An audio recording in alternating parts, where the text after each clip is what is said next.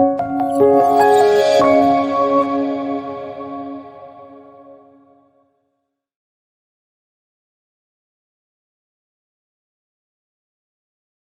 tardes a todos, gracias por acompañarnos y gracias, Vicente, por haberme elegido para moderar esta mesa que me apetece mucho después de haber leído las contribuciones de los expertos que nos acompañan. Y bueno, comenzando con la primera pregunta que me surge, el monográfico tiene como objetivo de alguna forma inspirar la gobernanza, los procesos de gobernanza de la ciudad, de la metrópolis, en datos y en tecnología, y cómo la luz de los datos y la tecnología nos pueden inspirar mejores procesos de gobernanza para mejorar esa calidad de vida en las ciudades, la competitividad de las ciudades. Y me gustaría antes de nada saber, y empezando por Ana Ariño, cuáles son las conclusiones que sacáis de este trabajo que habéis hecho colectivo tan interesante. ¿Con qué os quedáis? ¿Cuáles son los mensajes más relevantes? Muchas gracias, Elena, y muchas gracias, aprovecho para dar las gracias a Vicente, a la Fundación Rafael del Pino y a la Secretaría de Estado de Comercio por invitarme a participar en el panel de hoy y también en la revista. Un trabajo que he disfrutado mucho porque comentaba antes de empezar que me ayuda a paquetizar y a poner fin a una etapa profesional que he disfrutado mucho, ¿no? Cuando me llamó Vicente hace aproximadamente un año para participar en esta revista, me pareció muy acertado el tema, ¿no?, que se había elegido y la decisión de poner el foco en las ciudades como vectores de transformación, porque las ciudades en el contexto actual y como resultado de los procesos de urbanización que estamos viviendo, asumen cada vez más liderazgo en un contexto en el que los retos cada vez son más complejos, ¿no? Dijo el alcalde de Denver, Wellington Webb, ¿no?, que el siglo XXI sería el siglo de las ciudades y realmente, como digo, los retos y las oportunidades a los que se enfrentan son complejos. Por ejemplo, el reto de la desigualdad, ¿no?, donde las ciudades son claros motores de crecimiento y, sin embargo, no hemos conseguido que todos tengamos acceso a los beneficios que crean por igual, o el reto de la sostenibilidad, ¿no?, donde las ciudades contribuyen con el 75% de las emisiones de CO2, principalmente a través de edificios y transportes. Todos estos temas se recogen en el monográfico, ¿no?, y en el monográfico ayuda a plantearse una reflexión de cómo las ciudades deberían no solamente gestionar el día a día, ¿no?, y preocuparse por la operación del día a día, que cada vez es más complicada, sino también anticipar el futuro, ¿no?, e intentar moldear, ¿no?, y co-crear ese futuro que nos gustaría tener, ¿no? ¿Con qué me quedo del monográfico? Pues me quedo con que las oportunidades son grandes, los retos muy complejos y en un contexto en el que las ciudades y los ayuntamientos, la verdad que asumen más liderazgo, pero no siempre con más presupuesto y con más flexibilidad de actuación. Y, por tanto, creo que debates como el de hoy, que reflexionan sobre las herramientas que tienen y también sobre las oportunidades de colaboración público-privada, pues son muy importantes. Interesante. Y Diego Puga, que tenemos dos Diegos, va a ser todo el rato, tengo que apelar al apellido. Diego Puga, ¿qué opinas de las conclusiones de este monográfico? Sí, creo que es un acierto que la revista del ICE dedique un número a las ciudades, porque bueno, el mundo es cada vez un mundo más urbano. A Ed Glaeser le gusta decir que las ciudades son el mayor invento del hombre. Y no solo eso, sino que cada vez, bueno, pues más población vive en ciudades. Las ciudades son más importantes en cuanto a motor de innovación, de producción, en todos los aspectos, ¿no? Pero a la vez, las ciudades es algo que va cambiando en el tiempo y cambian de manera colectiva, pero también a nivel individual, pues bueno, como ejemplifica muy bien la contribución de Ana Ariño en este número, ¿no? Las ciudades exitosas son las ciudades que, como Nueva York, se reinventan una y otra vez. Cada vez que hay un periodo de crisis, saben salir adelante cambiando de nuevo, ¿no? Y, por tanto, entender este proceso de cambio, tanto a nivel individual como colectivo, es importante, ¿no? Y aquí, pues realmente Vicente Montes ha hecho una gran labor combinando muchos aspectos, ¿no? Combinando autores que vienen del mundo académico o del mundo más de gestión directa de las ciudades, de un trasfondo más de economía o de sociología o de gobernanza, y a la vez combinando el aprender de experiencias internacionales con un poco la localización del caso español, ¿no? Y y no solamente aprender a nivel global, sino aprender específicamente en el caso español qué tenemos que tener en mente, ¿no?, de cara a este cambio continuo de las ciudades. Diego Soroa. Pues yo me quedo, la verdad es que con un montón de aprendizajes. Sobre todo creo que primero la selección de temas que se ha hecho, de temáticas que ha hecho los editores Vicente y Nerice, ha sido excepcional y me parece como muy comprensiva, ¿no?, de temas de sostenibilidad, nuevas tecnologías, la innovación y la reinvención, que parecen como tan vigentes y tan importantes, y una gran cuestión para mí, que todavía estoy estudiando, que es el tema de la densidad, que con tanta extensión y profundizaje ha tratado Diego Puga, el tema de la experimentación regulatoria, que me parece también definitiva, gobernanza, pandemia, desigualdad, atracción de talento, que ha tratado el propio Vicente. Son todo temas que me interesan un montón y la verdad es que me ha encantado profundizar en cada uno de ellos. Me quedo con la necesidad de incorporar perspectivas diversas y de aprender de las experiencias exitosas y de asumir riesgos en estas épocas de incertidumbre. Y la verdad es que ha sido, como decía, un privilegio participar en esta edición de la revista y pues por eso pues me queda sobre todo la sensación de gratitud. Pues me gusta mucho tu reflexión, Diego Soroa, al comienzo de tu artículo.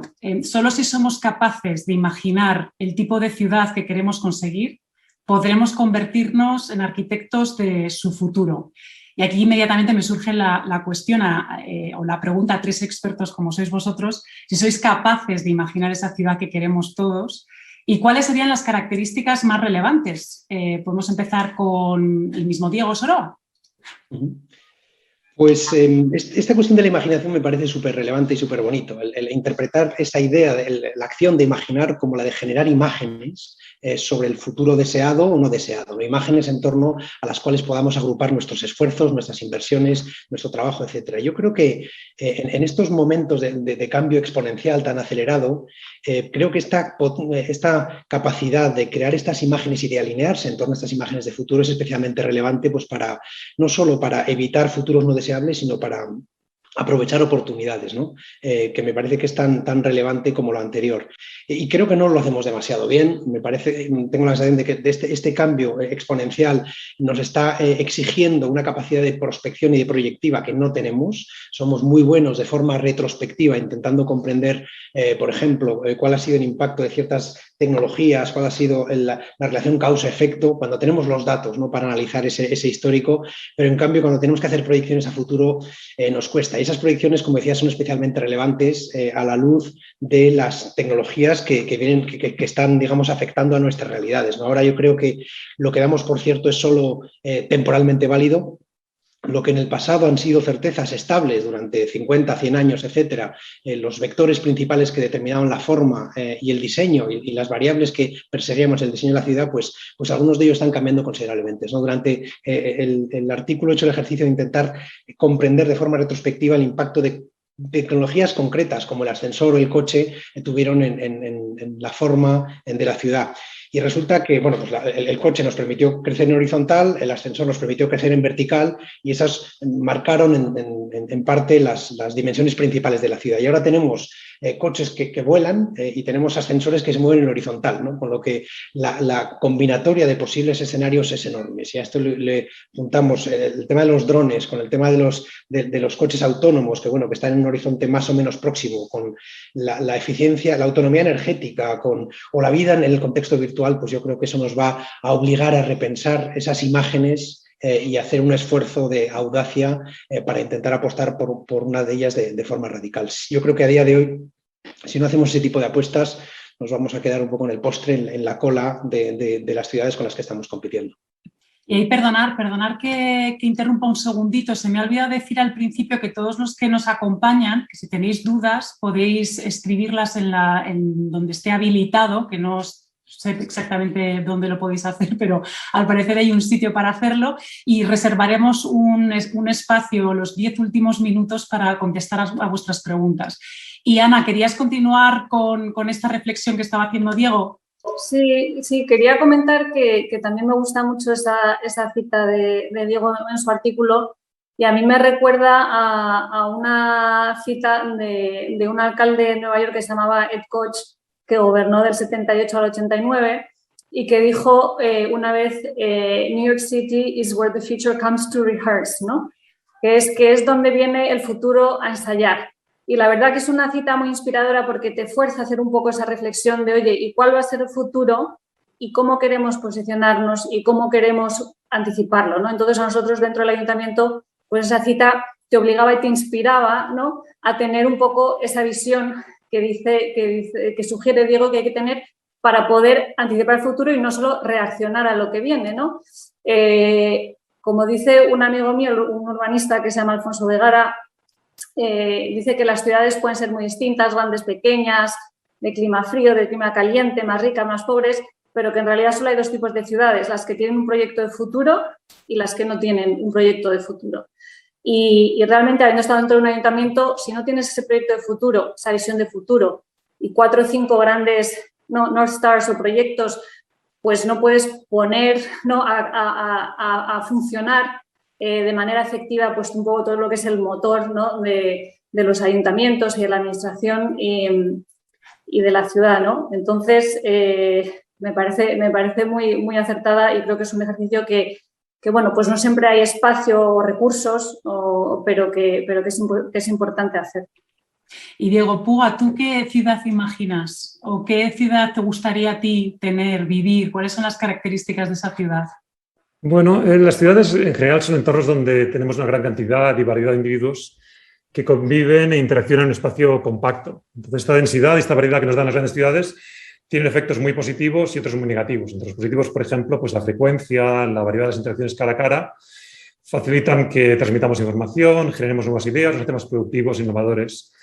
Hay efectos negativos también, pues desde la congestión, que nos hace perder tiempo y buen humor en el tráfico, a la contaminación, que nos va agotando la salud poco a poco, ¿no? Entonces, de alguna manera, la ciudad que queremos imaginar es una ciudad que promueve estos beneficios de la densidad, tratando de mitigar los inconvenientes, ¿no? Y aquí esta imaginación que pide Diego Soroa es importante porque hay características de las ciudades a las que nos hemos acostumbrado que nos pueden parecer algo inevitable y que quizá no lo son, ¿no? O sea, por ejemplo, si pensamos en el pasado, pues hubo un tiempo en el que las ciudades eran un sinónimo de podredumbre y enfermedad. A mediados del siglo XIX, la juventud en las ciudades tenía esperanza de vida entre 10 y 12 años más baja que en las zonas rurales. Y de hecho la esperanza de vida de las ciudades solamente superó, tanto en Europa como en Estados Unidos, la de las zonas rurales a partir de 1930. Y sin embargo, hoy las ciudades ya no son un sinónimo de enfermedad. Igual que no lo son, pues tampoco tienen por qué ser, de cara al futuro, a lo mejor sinónimo de atascos o sinónimo de contaminación, ¿no? Y bueno, pues esta época de pandemia nos ha obligado a experimentar con medidas que a lo mejor nos hubiera costado más atrevernos a jugar con ellas, ¿no? Por ejemplo, hemos permitido que las aceras le ganen espacio al asfalto, que los peatones le ganen espacio a los coches. Y hemos visto que las ciudades con esto, por ejemplo, se vuelven más agradables, ¿no? Pero para que esto sea sostenible a medio y largo plazo, los detalles importan, ¿no? Y por eso yo creo que hay que tener imaginación acerca de las características que queremos para las ciudades, pero también de cómo conseguirlo, ¿no? Y aquí, pues, siguiendo con este ejemplo, ¿no?, del espacio para las personas, ¿no? Yo, por ejemplo, soy algo escéptico con la idea de la ciudad de los 15 minutos, ¿no?, donde uno hace todo en el barrio como si fuera un pequeño pueblo. Porque si la ciudad se vuelve como un pueblo, al final pierde gran parte de su atractivo, ¿no? Lo que permitió que surgieran las grandes metrópolis, pues son tecnologías de transporte que permitían que el lugar donde residimos no sea necesariamente el lugar donde trabajamos y el lugar donde consumimos tecnologías, pues como las que comenta Diego en su artículo, ¿no? Pues de los ascensores, de vehículo. Entonces, bueno, tener estas concentraciones de oficinas en determinados sitios tiene ventajas de productividad. Tener concentraciones de lugares de ocio, pues también nos permite ir de bares o combinar actividades como ir al teatro y a un restaurante con más facilidad, ¿no? Entonces, por eso me parecen más efectivas las políticas que mantienen una metrópolis amplia, integrada y que promueven la sostenibilidad promocionando un transporte público y moderno, eficiente o bicicleta, más que limitando los desplazamientos. Así que, bueno, enlazando un poco con lo que comentaba Diego, ¿no? O sea, yo creo que hace falta imaginación para ver lo que queremos, pero también para ver qué herramientas son más efectivas para conseguirlo. Y además existe una tensión creciente y desde luego mucho más desde que estalló la pandemia entre la concentración de la población en las ciudades y su capacidad de distribuirse en territorios más allá de la ciudad, ¿no? Gracias a las nuevas tecnologías, todo este movimiento de los digital nomads y cómo todo el mundo ha aprovechado la pandemia para rehacer su vida, irse a la playa y demás, ¿no?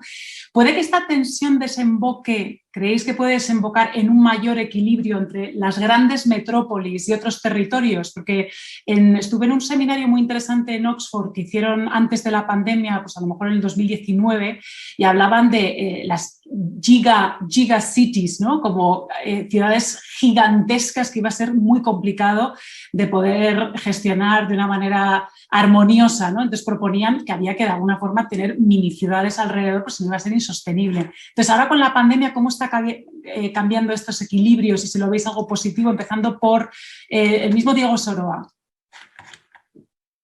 Pues el tema de la pandemia para mí ha sido una oportunidad de experimentación simultánea a nivel mundial sobre nuevas formas, nuevas tecnologías y nuevas realidades que me parece súper interesante. Y creo que una de las conclusiones claras es que efectivamente se puede trabajar de forma remota. Ahora que estamos volviendo a cierta normalidad, pues parece que muchas empresas están optando por mantener en cierta medida las ventajas del trabajo en remoto y también favorecer las ventajas del encuentro. Con lo que yo creo que ya este contexto de la pandemia nos ha obligado a crear imágenes nuevas de lo que podría ser nuestra rutina. Ya solo por eso me parece muy relevante.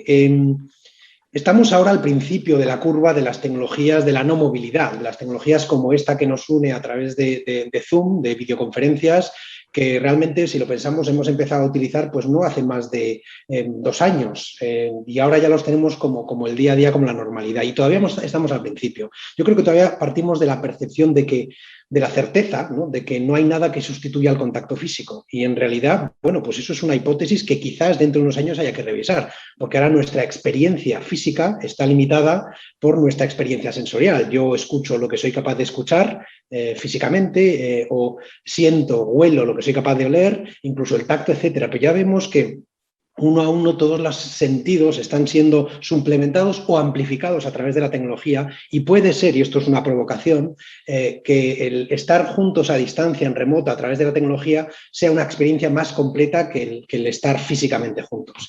Si eso es así, es posible que todas las ventajas que le vemos a la proximidad, pues haya que por lo menos distribuirlas entre lo que es lo físico y lo que es lo tecnológico. Y creo que la pandemia nos ha abierto la puerta a esa duda, a esa posibilidad, que me parece súper interesante explorar. Y Ana, ¿tú qué opinas de esta cuestión de al final vamos a terminar alimentando esa gigaciudad o se está empezando a equilibrar la cosa entre la ciudad y otros territorios más allá? Pues, a ver, me parece muy interesante las afirmaciones provocadoras de Diego, porque realmente es un ejercicio muy interesante hacerlo, ¿no? a nivel intelectual. O sea, yo creo que algunas de las tendencias y los factores que atraían, por ejemplo, el talento y las personas a Nueva York, esos no han desaparecido, ¿no? Siguen estando ahí. Y ahora lo que estamos viendo, pues aunque ha sido, por ejemplo, en Nueva York, pues el 30% de los hoteles han cerrado, ¿no? Por lo menos temporalmente, porque ya no hay tanta demanda, porque las personas deciden viajar de otra manera y muchos de esos viajes internacionales por trabajo, pues ahora no se están realizando, ¿no? Y muchas personas, estuve ahí la semana pasada, pues siguen trabajando desde casa, ¿no? Y una empresa como Google ha dicho que hasta, en principio, iban a volver en septiembre y ahora lo ha retrasado hasta enero, ¿no? Entonces, un poco la pregunta es, ¿eso se va a mantener o eso se va a revertir, ¿no? Estaba leyendo una entrevista que le hicieron a Enrico Moretti, ¿no? Hace un par de semanas sobre investigaciones que ahora ha hecho hace poco sobre el porcentaje de puestos de trabajo en Estados Unidos que se anuncian que son 100% en remoto, y dice que se han incrementado por 3, pero que han pasado de ser el 2% prepandemia al 6%. Entonces, claro, pues es un incremento muy grande, pero sigue siendo un porcentaje muy pequeño, ¿no? De todos los puestos de trabajo abiertos ahora mismo que pueden hacerse 100% en remoto. Google y otras empresas, ¿no? Están diciendo, oye, pues 2 o 3 días en la oficina. Pues oye, yo creo que eso es un cambio importante de lo que se venía haciendo, ¿no? Que puede tener un impacto importante en la distribución, a lo mejor, de dónde las personas deciden vivir a nivel metropolitano, ¿no? Porque ya tu commute diario pues no tiene que ser todos los días, pues son 3 días a la semana, entonces a lo mejor te vas a ir un poco más lejos, pero no sé si tanto como para irte a vivir a otro sitio, ¿no? Estoy hablando de las grandes ciudades pues como un Nueva York o un Londres. Pero efectivamente sí que creo que hay ciudades, ¿no?, de tamaño mediano que, oye, se les abre la oportunidad, ¿no?, ha aumentado la competencia, básicamente. A los Londres, Nueva York y los Nueva York de Hong Kong del mundo, pues ahora tienen más competencia y creo que, bueno, pues aún está por ver. Sí, que las ciudades se tienen que convertir como en marcas, ¿no? Que lo decíais en alguno de los artículos, productos a vender a ese talento global que busca la mejor opción. Y Diego Puga, ¿cuál es tu observación sobre esta tensión entre... Sí, yo comparto un poco la visión, aunque me gusta el tono provocador de Diego. Comparto esta visión de Ana, ¿no? De que el teletrabajo va a ser algo que al menos de momento va a estar más bien presente en modo híbrido y que por tanto no va a afectar de manera tan grande al equilibrio entre las grandes metrópolis y otros territorios, ¿no? Porque si pensamos en el teletrabajo, pues sí, quedarme hoy en casa teletrabajando, si tengo un entorno más o menos tranquilo en casa, puede parecer que me cunde más el día, ¿no? Pero pensando un poco más en el medio plazo, el no ir al trabajo, el no interaccionar con mis compañeros, con colegas, con clientes, proveedores, hace que pierda todas estas interacciones no planeadas, que son de las que surgen las mejores ideas, la innovación. Entonces, aunque a corto plazo puede que la productividad no caiga, incluso que aumente porque hago muchas cosas, porque no tengo a nadie que me moleste, a medio plazo la productividad se resiente, ¿no? Y esto es así a nivel de empresa, pero también a nivel de individual, donde el que se quede teletrabajando todo el día cuando sus compañeros lo hacen también se va a quedar descolgado, ¿no? Entonces, pienso que lo más habitual va a ser un modo híbrido, ¿no? Donde a lo mejor voy un par de días o 3 a la oficina y 2 o 3 me quedo en casa. Y si es así, pues lo que comentaba Ana, ¿no? Que esto no cambia tanto la decisión de si quiero estar en una gran ciudad o en un sitio pequeño, porque si tengo que ir a la oficina 3 días a la semana, por mucho que me guste, no me voy a ir al Pirineo aragonés o a la desembocadura del Miño, sino que voy a tener que seguir estando en una gran ciudad, ¿no? Entonces va a cambiar más bien el peso que le doy a estar cerca de mi trabajo. Ahora a lo mejor si solamente voy 3 días a la semana, digo, bueno, pues voy a darle más peso a donde vivo. Para alguna gente será vivir en las afueras y estar en un sitio con más espacio en casa o más cerca de la naturaleza. Pero para otra gente será a lo mejor estar en lugares de ocio y estar en barrios muy céntricos con mucha vida, mucha actividad de ocio, teatros, bares, restaurantes, ¿no? Entonces esto sí que seguramente va a cambiar más el equilibrio no tanto entre grandes metrópolis y otros territorios, sino el equilibrio entre ciudades, donde las ciudades con más características atractivas van a ganar, y el equilibrio entre barrios dentro de la misma ciudad, ¿no? Donde barrios tradicionalmente comerciales o de oficinas van a perder demanda porque las empresas, teniendo trabajadores que están parte de la semana fuera de la oficina, van a necesitar menos espacio, y las personas que vivían en esos mismos barrios van a decir, ahora ya no necesito estar cerca de la oficina. Y en cambio seguramente veamos un aumento de la demanda en barrios tradicionalmente más de ocio o más con vida urbana, ¿no? Qué interesante. Y esto nos lleva a la siguiente pregunta. Sí, perdona, Ana, ¿querías decir algo? Nada, bueno, solo iba a complementar, añadir que si ves, ¿no?, poniendo otra vez el mercado de Nueva York a lo mejor como referencia, si ayuda, si ves lo que han hecho las grandes tecnológicas, que ahora son grandes empresas, ¿no?, employers de Nueva York, durante la pandemia, pues confirma que la inversión en la oficina y el trabajo presencial sigue siendo una parte core de su estrategia, porque en los últimos 12 meses TikTok ha cogido un lease de 7 plantas en Midtown, Facebook ha comprado un edificio, Google acaba de anunciar este mes que compra otro edificio de 2.000 millones, es el tercero que compra en Nueva York, a pesar de que ellos mismos todavía no han pedido a la gente que vuelva hasta enero, ¿no? Entonces, pues eso te dice ahí, por lo menos en este sector, ¿no?, que será un mix.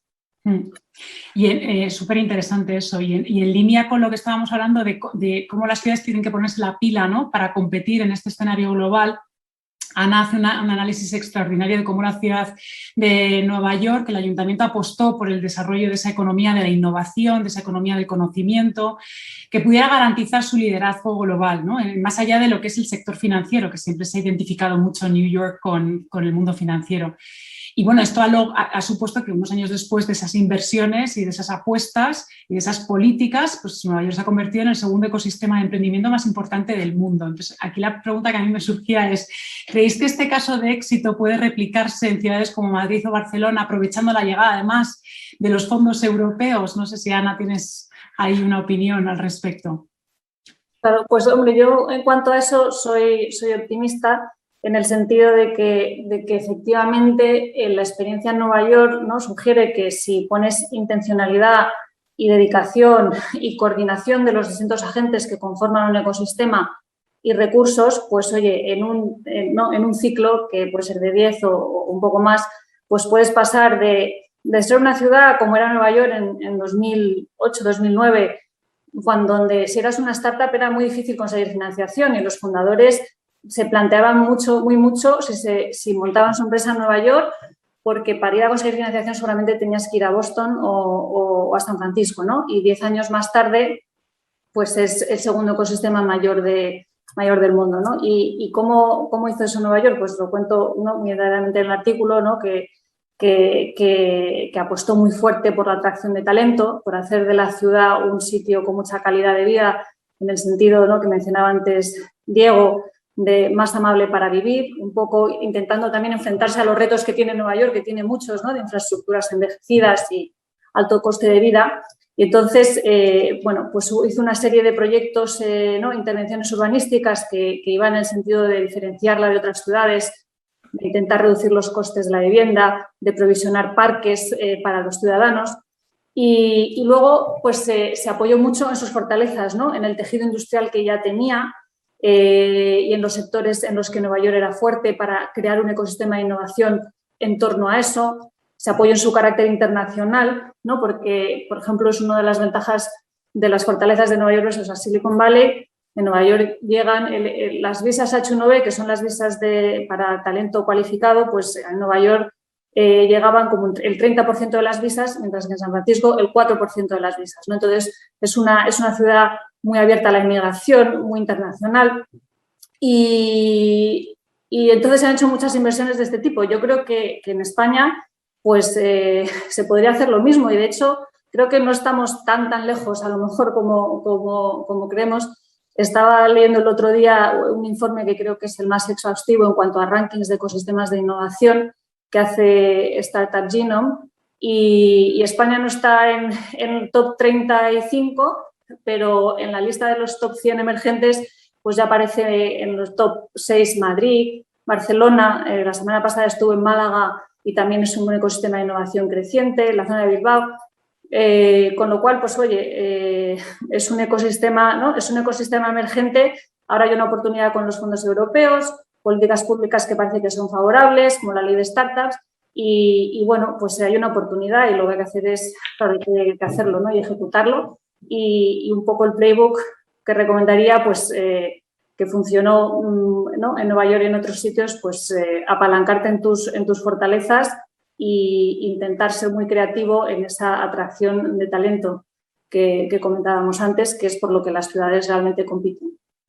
Y Diego Soroa, ¿qué opinas tú? ¿Tú ves aquí potencial para llegar a estos casos de éxito y salir de esa órbita de emergentes, para consolidarnos un poco? Sí, yo en la línea con lo que estaba argumentando antes, creo que tenemos una oportunidad excepcional en España de atraer talento internacional precisamente por esa posibilidad de trabajar en remoto, ¿no? La gente prefiere estar en un contexto que culturalmente y climatológicamente es amable, que sí puede elegir que estar en otros, ¿no? Entonces ahí yo creo que tenemos una baza muy fuerte por esa posibilidad de atraer talento, o sea, de atraer trabajadores remotos. Luego está la posibilidad de atraer talento, de atraer inversiones atractivas o de proyectos audaces, y yo creo que ahí también tenemos una posibilidad, más que intentar competir a nivel financiero. Yo creo que a nivel regulatorio, legislativo, podríamos se podría marcar la diferencia. Así que en ese caso soy muy optimista. Soy un poco pesimista cuando buscamos digamos, la réplica de fórmulas de éxito de otros contextos, ¿no? Me viene a la mente el efecto Guggenheim que tantas otras ciudades han querido replicar. De hecho, incluso ahora pues en mi tierra, en Vizcaya, se está queriendo replicar con un segundo Guggenheim, ¿no?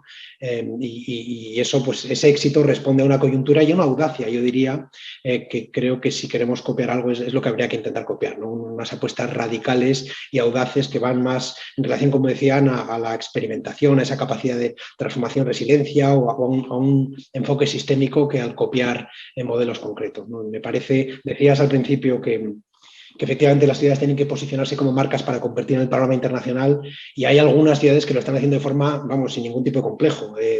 Dentro de poco viajo a Arabia Saudí a este proyecto de NEOM, de The Line, que es una ciudad que atraviesa 170 kilómetros, atraviesa 3 países. Entonces, podremos argumentar en favor o en contra, pero nadie puede negar la audacia y la radicalidad de ese proyecto, ¿no? Pues con ese tipo de planteamientos radicales creo que van a tener que competir nuestras ciudades a futuro. Pues anda que no es un reto eso. Diego Puga, ¿qué opinas de esto? Sí, de las oportunidades que tenemos aquí en España, ciudades como Madrid, Barcelona, las demás. Sí, yo pienso que viene un poco con el enfoque que tenía Ana en su artículo, ¿no? De ver un poco cuáles son los elementos en los que se apoyaba Nueva York, ¿no? Hay algunos en los que estamos en una situación muy buena, por ejemplo, en cuanto a un entorno agradable donde vivir. Bueno, pues ella mencionaba las mejoras del metro de Nueva York, que estaba muy desvencijado, o el High Line, este tipo de cuestiones. Aquí, digamos, en cuanto a hacer ciudades atractivas donde vivir o con proyectos que atraen a gente de fuera incluso, creo que tenemos una situación de partida muy buena, ¿no? Pero hay otros aspectos, ella mencionaba también en su trabajo la atracción y promoción del talento, tanto talento internacional como talento nacional y local, donde es una situación un poco más complicada, ¿no? Porque esto, bueno, depende por una parte de un sistema de universidades excelentes que Nueva York tiene y también de la apertura a la inmigración, ¿no? Y en España, bueno, pues venimos de un contexto histórico donde teníamos un déficit de cantidad de educación universitaria que hemos cubierto, pero hemos diseñado un sistema para cubrir precisamente ese déficit de cantidad y, por tanto, es un sistema que no está, en cambio, bien diseñado para cubrir un déficit de calidad que tenemos ahora mismo, ¿no? Y ahí es donde veo ya un entorno un poco más complejo, ¿no? Porque hay incluso una cierta reticencia a hablar de excelencia o diferenciación entre universidades que no hay en otros países, ¿no? Donde hemos querido, de alguna manera, garantizar la igualdad de oportunidades teniendo una uniformidad. Donde vivas, tienes una universidad local que más o menos te ofrece lo mismo. Pero esto no permite promocionar la existencia de las universidades, ¿no? Y me parece mucho más efectivo un sistema donde sigues garantizando esa igualdad de oportunidades y acceso, pero permitiendo que las universidades se diferencian, dando más recursos a quien alcanza mayor excelencia y luego teniendo un sistema público de becas generoso que permita a los estudiantes y las estudiantes estudiar en las mejores universidades con independencia de dónde vengan, ¿no? Y me parece que es un sistema mucho más efectivo. Y aquí hay un déficit de diseño grande, ¿no? Donde es cierto que hay cada vez más departamentos universitarios españoles que son excelentes a nivel internacional, pero lo son a pesar del sistema, no gracias al sistema, ¿no? Es como un poco una lucha contra todas las trabas y todo el corsé burocrático y sistemático que hay, ¿no? Y ahí es donde veo yo un poco más la dificultad de alcanzar un objetivo pues, como el que ha conseguido alcanzar Nueva York, ¿no? Uh-huh.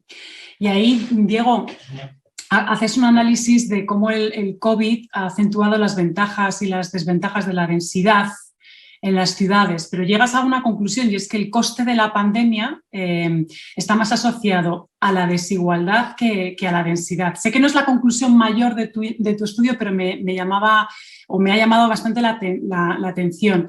¿Cómo pueden los expertos, los que están tomando estas decisiones que decíamos al principio, estas personas que participan en esos procesos de gobernanza en materia de urbanismo, caminar hacia ciudades más inclusivas? Sí, la pandemia ha afectado de manera muy desigual a distintos grupos de población, ¿no? Por una parte, por el tema puramente de salud, ¿no? Donde la condición socioeconómica afecta a la probabilidad de exposición al virus, al riesgo de contagio, a la gravedad de la enfermedad si te contagias, ¿no? Pero más allá de estas desigualdades directas en salud, hay otras desigualdades que están más ligadas a la parte económica de la crisis, ¿no? Donde esta crisis, bueno, pues es una crisis distinta a las anteriores, donde viene provocada por esta imposibilidad temporal de consumir o producir en las condiciones habituales, restricciones de movilidad, restricciones de contacto. Y claro, estas restricciones afectan de manera muy distinta según el sector y la ocupación. Y los trabajadores con menor nivel socioeconómico se concentran más en sectores y en ocupaciones que se han visto más afectados por la pandemia, ¿no? Entonces, bueno, ¿qué podemos hacer para remediar esto? Pues aquí hay un par de cosas que se han hecho que han funcionado bien. Algo que ha funcionado bien ha sido mantener los colegios abiertos este último curso académico en unas condiciones que han sido muy seguras. Incluso en el peor de los momentos no ha habido más de un 2% de aulas cerradas. Y esto es algo que otros países no han logrado sacar adelante. Incluso en Estados Unidos pues no ha sido posible, ¿no? Y esto ha sido muy importante porque se ha visto ya durante el periodo en el que sí estuvieron las clases confinadas que esto tanto en España como en el resto del mundo tiene efectos muy desiguales. Aquellos estudiantes que tienen padres y madres con un nivel económico mayor, con estudios, de pronto les tienen en casa y han visto, por ejemplo, si ves resultados en exámenes de matemáticas, de pronto les va mucho mejor, porque ahora encima están los padres y madres en casa y les echan una mano con los deberes. Y los que no, en cambio, han visto caer de manera dramática los resultados. Y esto, de alguna manera, en España se ha mitigado manteniendo los colegios abiertos, ¿no? Eso ha sido, creo, una herramienta importante. Una segunda herramienta importante han sido los ERTEs por causa de fuerza mayor, ¿no? Que han evitado algo que típicamente pasaba en España, es que cuando llegaba una crisis había un aumento de desempleo mucho mayor que en otros países. Y los ERTE han permitido mantener las relaciones laborables activas para el momento en que la empresa saliera adelante y esto ha funcionado muy bien. De manera que, bueno, a día de hoy estamos con más trabajadores empleados que antes de la pandemia, ¿no? Pero esto no ha funcionado para todo el mundo. Es decir, los ERTEs han funcionado muy bien para trabajadores que tenían un contrato permanente, que han visto cómo las empresas pasaban un ERTE y en la mayor parte de los casos luego volvían a estar trabajando. Pero los trabajadores que tenían contratos temporales, fundamentalmente jóvenes en mayoría, también más mujeres que hombres, han visto simplemente que estos contratos no se veían renovados, ¿no? Entonces, tenemos una crisis que, como las anteriores, al final acaba impactando mucho más a los jóvenes y a aquellos que tienen unas condiciones laborales más precarias que a las generaciones más mayores o que tienen un trabajo más estable, ¿no? Y aquí es donde seguimos una y otra vez tropezando. Cada crisis decimos, bueno, pues para la próxima vez tenemos que solucionar esto, tenemos que mitigar esta dualidad del mercado laboral español, pero ahora que estamos saliendo a lo mejor no es el momento de cambiar esto y cuando realmente queremos cambiarlo nos pilla la siguiente y de nuevo machaca a los jóvenes más que los demás, ¿no? Y en ese sentido de la desigualdad, Ana, comentabais en vuestro artículo cómo Amazon trató de poner una fábrica. Una segunda sede, sí. Y un grupo de ciudadanos que se sienten un poco excluidos, desfavorecidos, etcétera, hicieron una campaña que al final concluyó con que Amazon no pudiera. Entonces, los efectos de la desigualdad son muy perniciosos, ¿no? Y ahí, en el caso de Nueva York, sí que habéis tratado de apostar por esas políticas un poco más inclusivas. Sería interesante, Ana, que comentaras algunos de los ejemplos. Sí. La lucha contra la desigualdad, a ver, digo es que la lucha contra la desigualdad es un lujo que Nueva York se puede permitir, sobre todo en una época de crecimiento sin precedentes y muy sostenido antes de la crisis, ¿no? Durante más de 10 años. Entonces, se ha intentado hacer mucho al respecto porque es una de las ciudades donde, como he dicho, pues más crecimiento ha habido y, sin embargo, las oportunidades están muy polarizadas y la desigualdad ha aumentado mucho. Aquí yo resaltaría, bueno, se han hecho muchas cosas. Inversiones en educación, que comentaba Diego Púa, creo que son fundamentales. En Nueva York se lanzó Universal Pre-K, básicamente guarderías gratis para niños de 3 y 4 años. Ahora mismo creo que acogen a 70.000 niños, que es un programa que el presidente Biden está también intentando impulsar, ¿no?, a nivel nacional. Se ha invertido mucho en vivienda asequible, ¿no? Vivienda asequible, esto es vivienda de propiedad privada, pero donde el gobierno, a través de incentivos fiscales, subvenciona su promoción a cambio de que los promotores dediquen un porcentaje de esa vivienda asequible a familias en ciertas horquillas de ingresos, no solo familias de rentas bajas, sino también de rentas moderadas, ¿no? Para que pues los profesores, los policías, ¿no? Pues las personas que viven en Nueva York pues no puedan vivir sin tener que dedicar el 30, el 50% de sus ingresos a pagar un alquiler, ¿no? En este sentido, pues hay un programa de vivienda asequible para crear o preservar 300.000 unidades de viviendas, que son muchas, porque en San Francisco hay 378.000, o sea que es como si Nueva York estuviera construyendo un pequeño San Francisco no asequible para acomodar el crecimiento. También hacer un punto sobre la infraestructura urbana, ¿no? Que creo que es fundamental. Efectivamente, en Nueva York también se ha visto, como decía Diego, que los más afectados, por ejemplo, pues han sido gente que vive en el Bronx y no gente que vive en Manhattan, donde en Manhattan los contactos y los fallecimientos han sido menores, ¿no? Que en el resto de Nueva York, a pesar de que es el condado más denso. ¿Por qué? Pues porque estos son trabajadores, ¿no? Esenciales que cogían el transporte público, que tenían que estar más expuestos al virus, que no podían trabajar desde casa, que a lo mejor estaban mucho más hacinados, ¿no? Dentro de sus viviendas. En este sentido, la infraestructura pública también democratiza un poco pues, el espacio de la ciudad, ¿no? Entonces, la idea de, por ejemplo, en Nueva York se han hecho muchos parques emblemáticos, ¿no? Highland, el Brooklyn Bridge Park, uno que se ha abierto hace un año, que es Hunters Point South, que está en Queens, en Long Island, pues es un parque que se provisionó y se vinculó a el desarrollo de vivienda asequible en el barrio colindante, ¿no? Entonces, básicamente se trató el parque como una de las infraestructuras vitales, junto con el alcantarillado y con las calles y esenciales que tenía en las que el ayuntamiento tenía que invertir para poder tener pues eso, un barrio, ¿no? Un desarrollo de viviendas que se estiman 2.000 millones, de las cuales un porcentaje significativo irá a vivienda asequible, ¿no?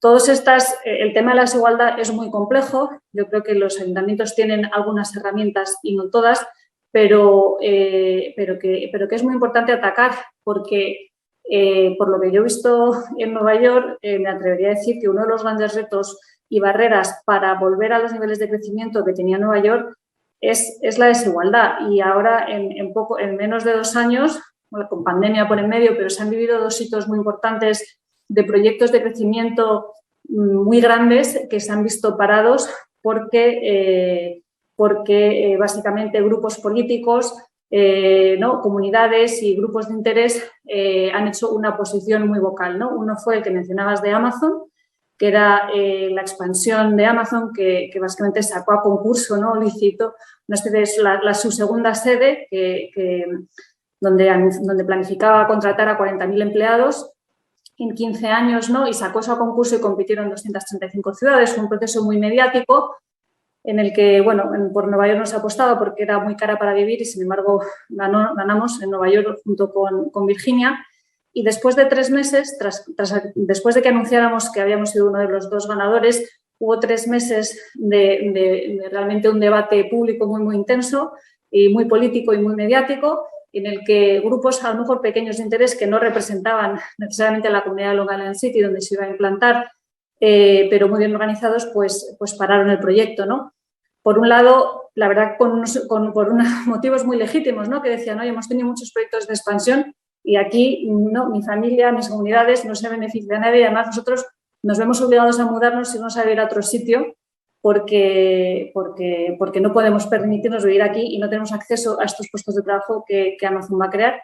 Y por otro lado, si queremos escalar fórmulas de educación y programas de educación que realmente alternativas a la universidad o complementarias que sean un camino para estos, ¿no? demográficos menos privilegiados y para que tengan acceso a esas oportunidades, necesitas trabajar con una empresa como Amazon que vaya a contratar 40.000 personas y que te permita planificar esas inversiones en educación y con esa escala para probar modelos que funcionen. Entonces, eso ha sido uno y por no extenderme demasiado, no os cuento el segundo, pero ha habido otro gran proyecto de crecimiento en Brooklyn, en Sunset Park, de un grupo que se llamaba Industry City, que también no ha conseguido la rezonificación que buscaban y también se ha parado un poco en este mismo contexto, ¿no? Entonces, grandes proyectos de desarrollo que requieran de aprobaciones, ¿no? del Consejo y de la comunidad, pues se están viendo detenidos y creo que puede ser una barrera muy importante al crecimiento.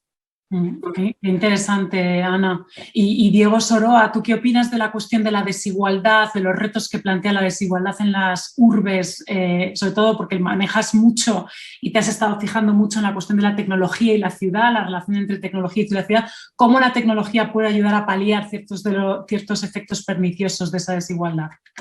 Pues sinceramente yo por ahora tengo más preguntas que respuestas al respecto. Sí que estamos viendo que hay nuevas desigualdades que están generándose precisamente por los nuevos modelos de negocio basados en tecnologías. Estoy hablando de lo que comentaba Fernando Fernández Monge en su artículo, que estudiaba las plataformas tecnológicas. Ahora estamos viendo que bueno, las ciudades en el pasado se enfrentaban a problemas como el de la gentrificación, que es la sustitución de una población original por otra que tiene un estatus socioeconómico más alto, y ahora vemos que las nuevas plataformas están trayendo nuevos tipos de sustitutos. Ya no es solo gentrificación, sino turistificación, por ejemplo, que bueno, ahora durante la pandemia ha sido un poco más evidente, pero hay barrios en Barcelona o en Madrid en que los residentes habituales han sido desplazados por turistas, porque se están dedicando a través de estas plataformas estos espacios domésticos al alquiler para turistas. Y esto lo estamos viendo sistemáticamente, pues que los restaurantes ahora están también siendo afectados por este concepto de dark kitchens, que son